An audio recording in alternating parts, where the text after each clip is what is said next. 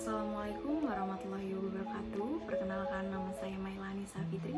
Saya dari Prodi Ilmu Komunikasi UPBJJ Jakarta.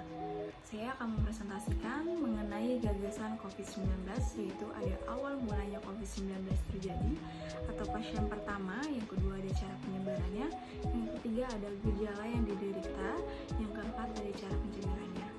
Untuk yang pertama, awal mula pasien COVID-19 itu ditemukan di Wuhan, Cina. Tepatnya pada 1 Desember 2019, pasien pertama virus corona di Wuhan, Cina ini mulai menunjukkan gejala terinfeksi virus SARS-CoV-19. Dan sejak saat itu, wabah tersebut telah meluas menjadi pandemi di seluruh dunia. Infeksi virus corona yang seketika menjadi wabah memaksa pemerintah Cina melakukan penguncian wilayah atau yang biasa disebut dengan lockdown. Cina bahkan sempat menjadi negara dengan kasus corona tertinggi di dunia, jauh sebelum virus corona menyebar ke seluruh dunia. Yang kedua yaitu adalah cara penyebarannya. Infeksi virus corona COVID-19 ini disebabkan oleh coronavirus, yaitu kelompok virus yang menginfeksi sistem pernapasan. Pada banyak kasus, virus ini hanya menyebabkan infeksi pernapasan ringan seperti flu, namun virus ini juga bisa menyebabkan infeksi pernapasan berat, yaitu seperti infeksi paru-paru. Middle East Respiratory Syndrome atau MERS, Severe Acute Respiratory Syndrome atau SARS, bahkan bisa menimbulkan kematian. Ada dugaan virus corona awalnya ditularkan dari hewan ke manusia, tapi kemudian diketahui bahwa virus corona ini dapat menyebar juga dari manusia ke manusia.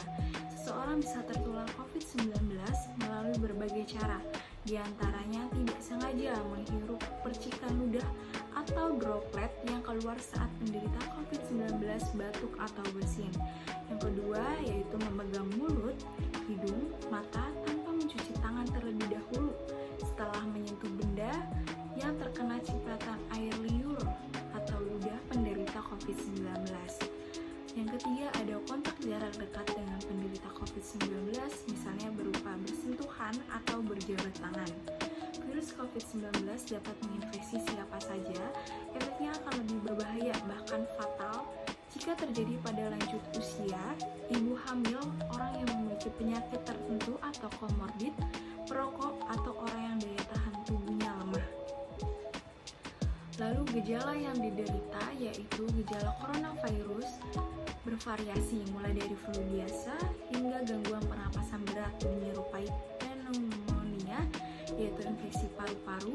Gejala corona yang umum dialami mereka yang mengalami infeksi ini adalah gejala demam tinggi disertai menggigil, batuk kering, pilek, hidung berair atau bersin, nyeri tenggorokan, sesak nafas.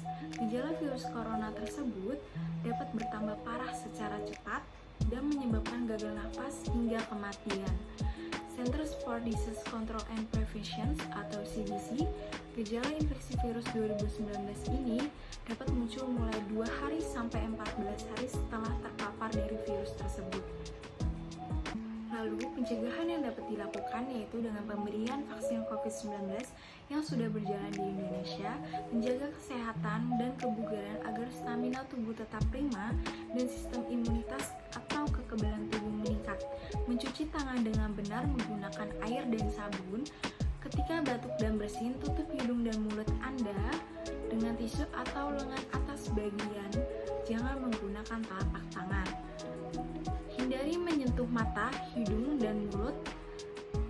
Lalu hindari kontak dengan orang lain atau bepergian ke tempat umum. Gunakan masker dengan benar hingga menutupi mulut, hidung ketika Anda sakit atau saat berada di tempat umum. Buang tisu dan masker yang sudah digunakan ke tempat sampah dengan benar, lalu cuci tangan. Menunda perjalanan ke daerah atau negara di mana virus ini ditemukan. Hindari berpergian keluar rumah saat Anda merasa kurang sehat, terutama jika Anda merasa demam, batuk, dan sulit bernafas. Selalu pantau perkembangan penyakit COVID-19 dari sumber resmi dan akurat. Lalu, lakukan jaga jarak atau social distancing di kerumunan. Sekian dari gagasan yang saya